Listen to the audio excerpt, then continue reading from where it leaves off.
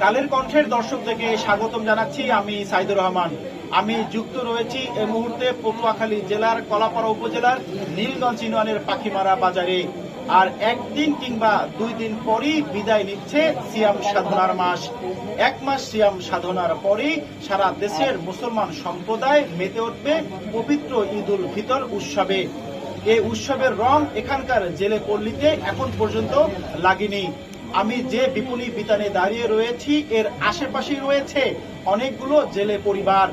তাদের সাথে কথা বলে জানা গেছে তাদের জলে মাছ না থাকার কারণে এখন পর্যন্ত তাদের পরিবার পরিজনের জন্য কোনো ঈদ সামগ্রী ক্রয় করতে পারেনি।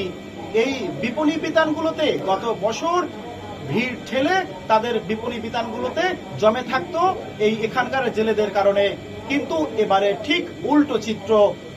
জলে মাছ না থাকার কারণে এসব বিপণী বিতানগুলো খালি পড়ে রয়েছে।